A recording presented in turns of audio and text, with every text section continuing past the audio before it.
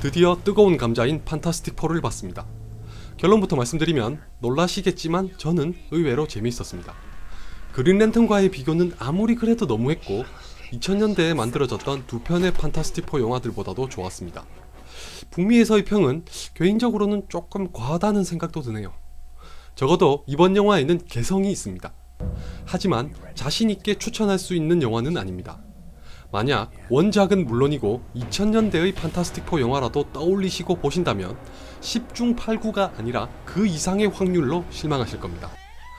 오늘 극장에 보니 자녀들과 함께 오신 분들도 계시던데 두 번 다시 자녀와 함께 극장에 가고 싶지 않으시다면 판타스틱4를 보세요.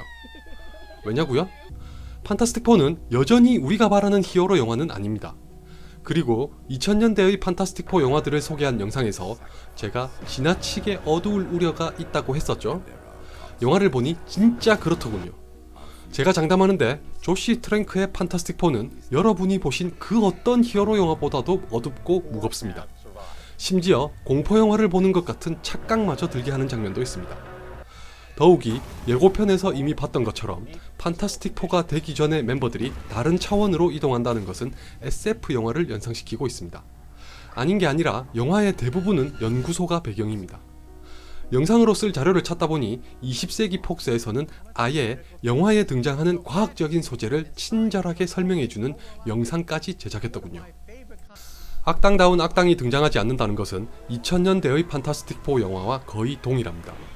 이건 고질적인 문제라서 이번에도 닥터 둠의 활약은 영화가 거의 끝나갈 무렵에 잠깐 등장하는 게 전부입니다.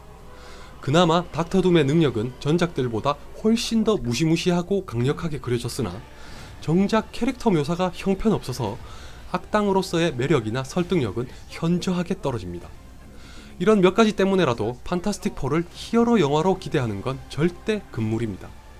보고 실망하지 않는다면 그게 더 이상할 정도죠. 그러나 반대로 보면 저는 바로 이것 때문에 판타스틱4가 마음에 들었습니다.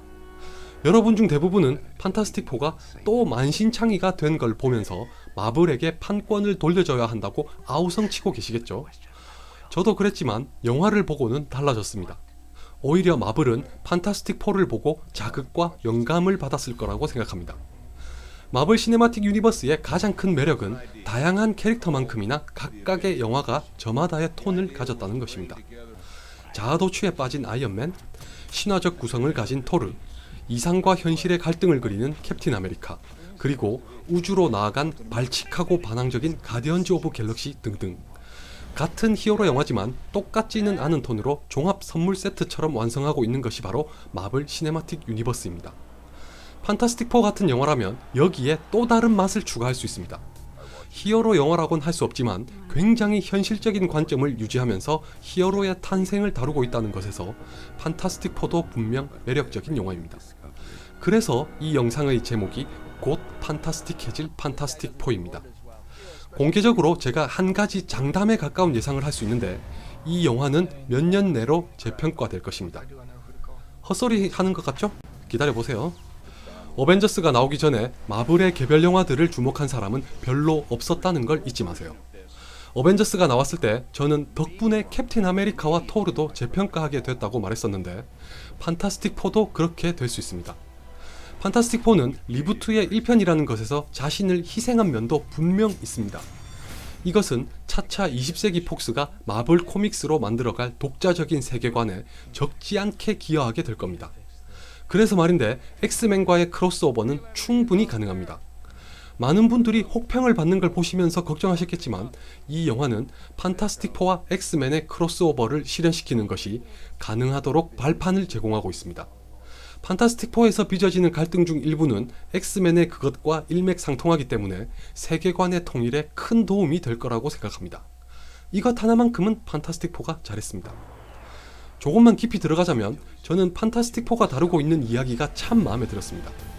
일단 욕심을 안 부립니다. 2000년대의 영화들은 판타스틱4가 탄생하는 과정에다가 예기치 못한 능력을 얻은 것으로 인한 개인의 상처를 다루고 거기에 내부의 갈등을 더하는 걸로도 부족해 외부의 적까지 등장시켰습니다. 결과는 어느 것 하나도 만족스럽지 않았죠. 반면에 조시 트랭크의 판타스틱 4는 판타스틱 4라는 팀이 결성되는 과정까지에 거의 집중하고 있습니다. 특히 각본을 쓴 사이먼 킨버그가 영화에 현실적 감각을 더하면서 이야기의 근원으로 삼고 있는 것이 좋았습니다. 판타스틱 4의 이야기가 가진 중심에는 부모 세대가 저지른 과오와 그 속에서 고통을 받고 유린을 당하는 자녀 세대에 대한 조명이 있습니다.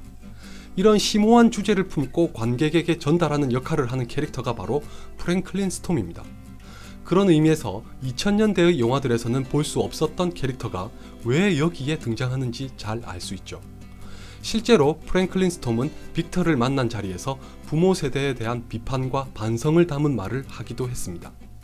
또한 프랭클린 스톰은 영화 속에서 유일하게 이상적인 부모 세대에 가까운 어른이었습니다. 잠깐 한 가지만 불평하자면, 저는 번역에 대해 그리 까다롭게 구는 사람은 아닙니다만 가끔 보면 참 아쉬울 때가 있습니다. 판타스틱 4도 그랬습니다. 영화를 보면 프랭클린 스톰은 판타스틱 4 멤버들과 대화하거나 그들을 가리킬 때 키즈, 칠드런, 선이라고 자주 표현합니다. 왜 그런지는 아시겠죠? 그만큼 프랭클린 스톰은 5명의 아이들을 가장 잘 이해하고 책임지며 보호하려고 합니다. 번역하신 분은 대강의 호칭 정도로만 보셨는지 생략한 경우가 많았는데, 이런 것 하나하나를 놓치지 않아야 관객들이 영화를 이해하는 데 도움이 됩니다. 각본을 쓴 사람이 괜히 그런 단어들을 반복하는 게 아니니까요. 각설하고, 그런데 아이러니하게도 판타스틱 4의 가장 큰 문제점 중 하나가 바로 이 핵심적인 세계관의 설정에 기인하고 있습니다. 지금부터는 약간의 스포일러가 있으니 민감하신 분들은 보지 마세요. 영화에서 프랭클린의 대척점에 있는 캐릭터는 빅터입니다. 프랭클린은 부모 세대가 저지른 과오를 만회하고 자녀 세대를 격려하고자 노력하지만 빅터는 그런 부모 세대를 심판하려고만 합니다. 이것까진 괜찮았는데 그 과정에 필요한 설득력과 캐릭터를 이해하는 데 필요한 정보의 전달이 너무나 부족했습니다. 영화는 빅터를 처음부터 그냥 중2병 환자로 그리는 게 고작입니다. 제 아무리 중2병에 걸렸다고 해도 왜 그런 행동을 하는지에 대한 이유와 원인은 있기 마련인데, 판타스틱 4는 그걸 철저히 외면합니다. 앞에서 닥터 둠의 활약은 이번에도 잠깐이라고 했었죠. 결말부에 가면 닥터 둠은 다소 뜬금없이 어마어마한 악행을 저지릅니다. 영화가 이 이전까지 한창 벌려놓은 이야기를 제대로 수습하지 못하고 황급하게 얼버무리는 꼴이죠. 그렇게 닥터 둠은 판타스틱 4에서 또다시 게르그로 전락하고 말았습니다. 해외에서 혹평하는 전문가들 중 상당수가 영화의 후반부를 지적하는 것도 아마 이것 때문일 겁니다. 여러분도 영화를 보시면 어디서부터 조시 트랭크가 빠지고 재촬영한 것인지를 어렵지 않게 눈치채실 수 있을 것 같습니다. 각본부터가 허접하기 짝이 없게 변해서 대사를 듣고 있으면 실소가 터질 지경으로 유치해집니다. 빅터는 지금처럼 등장시키되 닥터 둠은 속편으로 미뤘더라면 훨씬 나았을 것 같습니다. 그가 나오는 순간부터 영화의 톤이 망가지고 종전까지 세팅하고 있던 세계관에서도 이탈해버립니다. 끝으로 다시 한번 말씀드리지만, 코믹스와 눈꼽만큼이라도 결부시키려고 하시거나 히어로 영화로 기대하시는 분은 관람을 삼가세요. 돈도 아끼고 시간도 아끼고 정신건강도 유지해야 하니까요.